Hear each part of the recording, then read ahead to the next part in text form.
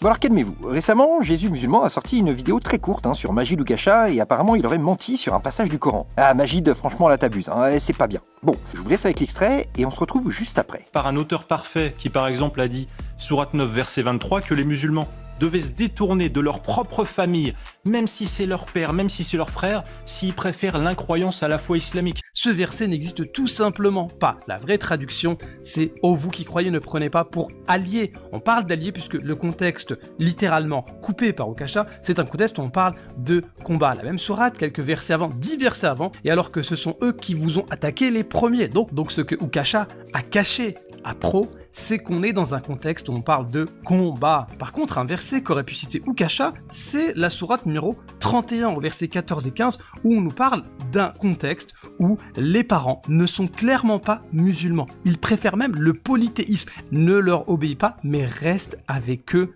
ici-bas de façon convenable. Oukasha dit doit se détourner, mais c'est toi qui te détournes du verset du Coran qui te dit reste avec eux. Oukasha dit se détourner, le Coran dit reste avec eux.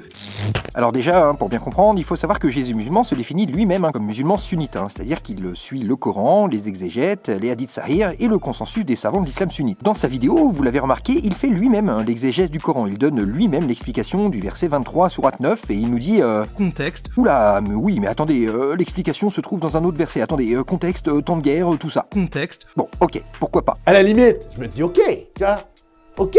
Sauf que je suis allé voir l'exégèse de ce verset et à aucun moment Ibn Kathir nous dit non attendez, contexte de guerre, il faut aller voir le verset plus haut, c'est pas ce que vous croyez, Contexte. Non, l'exégèse, en fait c'est même pire que ça, regardez. Donc là c'est le verset, Dieu ordonne aux croyants de s'écarter des incrédules, même s'ils sont les pères, les frères et les enfants, et de ne plus les prendre ni pour amis ni pour confidents, car ils préfèrent l'incrédulité à la croyance. Beau projet de Mongol les gars, beau projet. Non, mais tout ça doit arrêter là. Et vous l'avez sûrement remarqué, Ibn Kathir ici, pour appuyer son propos, ne nous dit pas d'aller voir le verset plus haut, contexte de guerre, tout ça. Non, il nous montre un autre verset qui confirme le verset dont parle Majid lors de son interview. Ici, donc, le verset que cite Majid Oukasha et l'exégèse non seulement ne font référence à aucun contexte de guerre, comme JM le prétend, mais en plus il explique bien qu'un croyant n'a pas le droit de prendre ni pour ami ni pour confident qui que ce soit qui préfère la mécréance à la foi. Niveau sectarisme, on est pas mal. Et donc, vous l'aurez compris, l'astuce de JM ici, pour faire croire que quitter l'islam n'a aucun impact dans la vie d'un ancien musulman, il va aller chercher un autre verset qui n'a rien à voir et qui parle d'une guerre. D'un contexte. Mais bref, on va dire qu'il a raison, car vous allez le voir malheureusement pour JM, l'islam sunnite c'est pas joli, même quand on tente de dissimuler les exégèses. Alors ensuite, et là ça commence à devenir croustillant, il nous invite à nous rendre dans la sourate 31, versets 14 et 15. Et que voit-on? Ah bah ça alors, que l'incroyance est un crime abominable. En islam, quitter sa religion et le dire c'est un crime abominable. Mais du coup, en se basant sur ce que dit JM et l'exégèse de son verset qu'il nous présente lui-même, du coup, on peut en conclure qu'en islam, quand un musulman commet un crime abominable, comme quitter sa religion, il ne se passe littéralement rien. C'est quoi ton projet? Imagine si on faisait la même chose en France. Si, regarde, c'est rigolo. Parce qu'en France, ce que l'on considère comme un crime abominable, c'est par exemple torturer un bébé. Et imagine, t'as un texte de loi en France qui te dit, bon, ok, ta mère a torturé ton petit frère de 2 ans. C'est un crime abominable, mais reste avec eux de façon convenable. Ça n'a juste aucun sens. C'est exactement ce que nous dit JM. Il nous donne des versets qui, quand on lit leurs explications, parlent des apostats, parlent des incroyants, de la non-croyance, comme d'un crime abominable. Mais d'un autre côté, ce même verset nous dit de rester courtois avec ceux qui ont commis ce crime abominable. Oui, c'est logique, oui, c'est vrai que moi, si je sais qu'un de mes proches a commis un crime abominable comme torturer un bébé, je vais rester tout à fait courtois avec lui, je vais continuer à le fréquenter de manière tout à fait normale, oui, bien sûr. Mais non, mon gars, mais non. Mais bref, oublions tout ça. Faisons comme si tout ça avait un sens, une cohérence. Comme si on n'avait pas des centaines et des centaines de témoignages d'anciens musulmans qui ont été exclus de leur famille car ils ont annoncé leur apostasie. Faisons comme si ce verset disait l'inverse de ce qui est écrit. Allez, soyons fous. JM a encore une fois raison.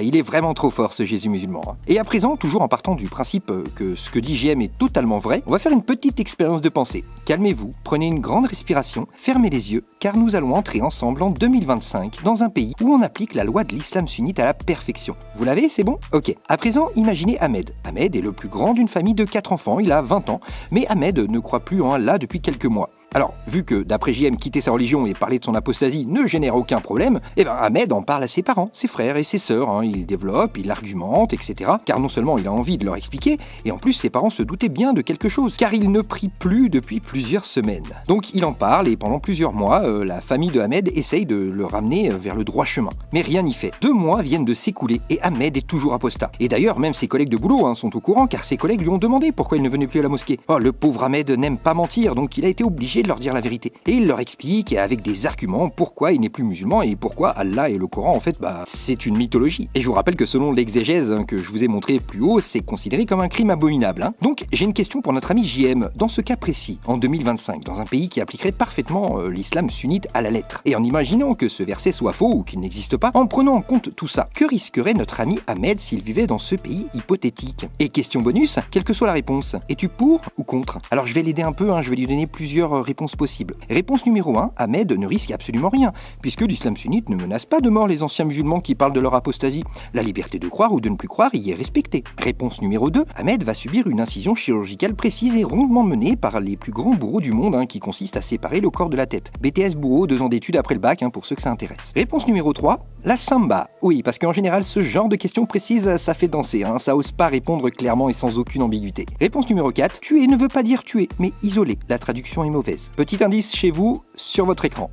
Alors par contre, je vais peut-être en décevoir certains ici, mais n'attendez pas à ce que JM réponde clairement à ces 2 questions. Non, n'espérez rien, car vraiment, il a un large éventail de musulmans qui le suivent, et parmi eux, il y en a qui connaissent parfaitement la réponse et l'assument complètement. Et puis il y a une autre partie de son public qui sont des musulmans humanistes, et qui ne sont pas prêts à écouter cette réponse. Donc donner une réponse claire à ce genre de questions lui ferait perdre une grosse partie de ses abonnés, quelle que soit sa réponse. Mais honnêtement, je ne lui en veux pas, car à sa place, je ferais la même chose, si j'avais une religion, une croyance, une idéologie qui autorise par exemple à torturer des gens en place publique. C'est vrai que je préférerais pas en parler, c'est plutôt normal, j'en serais pas trop fier. Il a raison, vaut mieux cacher ça sous le tapis, toutes les choses atroces que nous propose l'islam sunnite, coup de fouet, tout ça. Vaut mieux pas en parler. Et puis, entre nous, JM, t'inquiète pas, nous on s'en charge, de toute façon. Laisse-nous faire, Alibaba, Cassius, Amir, et moi, on se charge de tout ça. T'inquiète pas, tu peux dormir tranquille. Bref, une sombre affaire. Et toi, mon petit bonhomme, t'en penses quoi finalement de tout ça? Parce que moi,